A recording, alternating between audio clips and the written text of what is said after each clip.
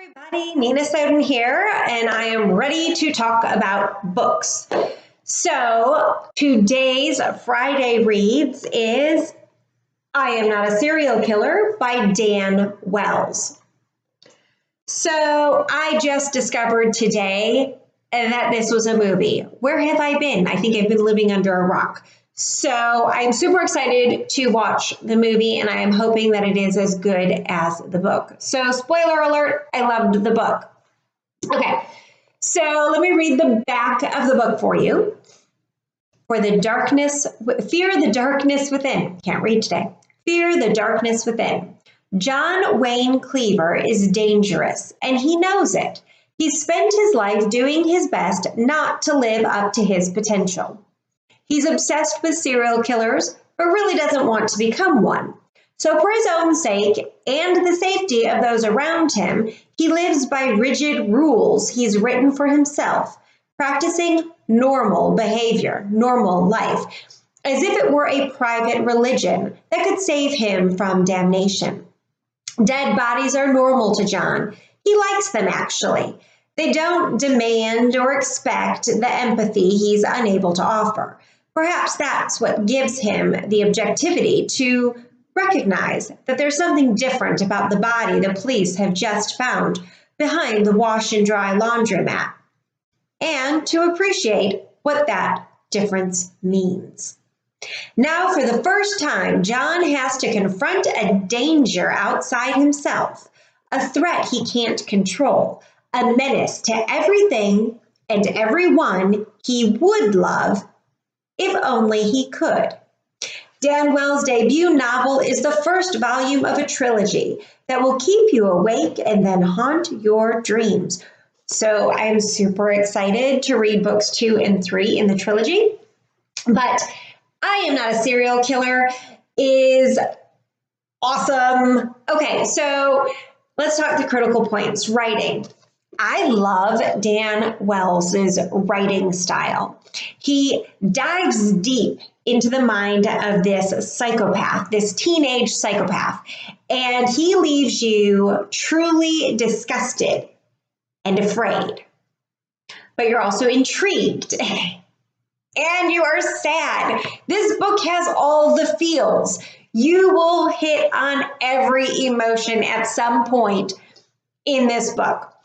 His descriptions left me mind boggled. And I gotta say, after like chapter 2, I had made a new decision in life. I will not be buried. I will be cremated. There will be no mortician poking around at my body, trying to make me look pretty, fixing me up, no casket, not gonna be locked in there. What happens after you die? He goes into such explicit detail that I'm like, nope, just burn me.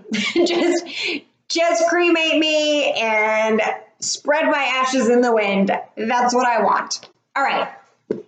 Writing style is so smooth, and I absolutely loved where he takes this. So the story, we start out and we meet John Wayne Cleaver, who is a teenage psychopath.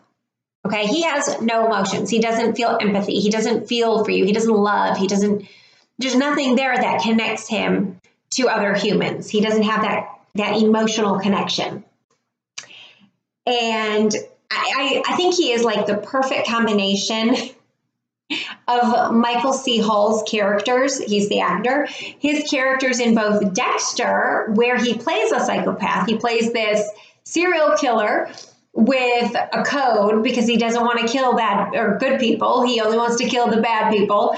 And Michael C. Hall's character in 6 Feet Under. And this really only because he grows up, his family owns a mortuary, a funeral home. And so he's around those dead bodies all the time.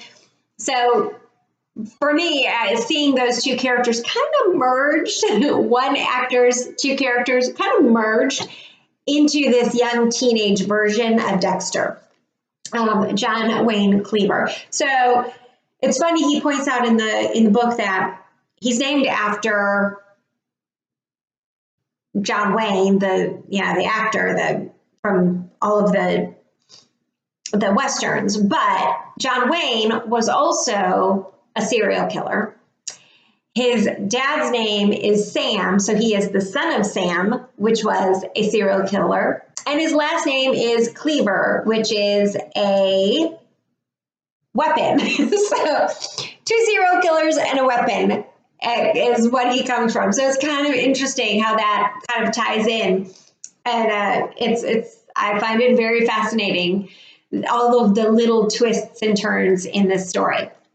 All right, so like Dexter and his code, John Wayne Cleaver has set up these rules. He's established this list of rules that he has to follow in order to remain normal, because he doesn't want to kill. He doesn't want to be a psychopath, but he feels that draw. So now the twist takes place because this is not your normal serial killer book. And here's where the big old spoiler alert, if you have not seen the movie, which I haven't, and you have not read the book, if you don't want a spoiler, this is probably a big one. Serial killer comes into town, and the first death, the body ends up at the mortuary, and he sees it. He sees something different. He thinks, ooh, serial killer. He starts investigating it, and he discovers it's a demon. Yeah, a real life demon. Not like just a scary bad man, but no, a real life demon. Big fangs and scary face and long claws demon. All right. So he is this, killer, has to kill the killer. One killer has to kill the other killer. It's one monster has to kill another. And does he release his monster to kill this other monster? He's going through this inner turmoil because he wants to be good. He wants to be normal. He doesn't want to kill, but he's got this stuff that draws him to it. I'm not going to tell you what happens. You'll have to read the book to find out. I think I'm giving you way too much already, and I need to get book 2 in the series. All right, appearance, I love it. I love the way this book looks. It's got that very simplistic, almost school notebook style, and I think it fits this perfectly because he is still in school, so you kind of get this feel like it could be his notebook. All right, my favorite quote in this takes place at a school dance, and John is talking to this kid who's bullying him. And he's always been a bully, he's mean, and John justifies, one of John's rules is that he is going to compliment you. When he feels like attacking, when he feels like murderous, he's going to compliment you. Instead of killing you, he's going to kill you with kindness, and he's going to throw compliments at you. And typically what he has found is that it pushes people away. Okay, they don't know how to handle it, and they walk away. So this is what he says when he finally can't take anymore. The thing about boxes is that you can open them up. Even though they're completely boring on the outside, there might be something interesting inside. So, well, you're saying all of this stupid, boring things. I'm imagining what it would be like to cut you open and see what you've got in there. Creepy. Starts out interesting. Okay, a box, empty box, could be boring. What's inside, like a present? No, he's actually talking about this person being like a box, and he'd like to cut him open. He's flat out telling him this. And that's just a little bit of his psychopath coming out. So that's my favorite quote from this. I felt like it was a really strong response to this kid's bullying. But it fit him really well. It fit his character really well. And it's exactly what his mind was thinking. And he finally let it come out. All right. So I Am Not a Serial Killer by Dan Wells. If you have read this book, comment below and tell me what you thought. If you've seen the movie, comment below and tell me what you thought, because I have not yet seen the movie, but I am going to, now that I know there is one.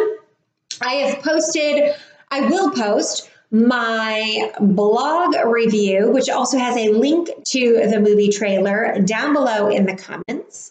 Other than that, I hope you enjoyed this video. Please click subscribe up above somewhere in the little buttons.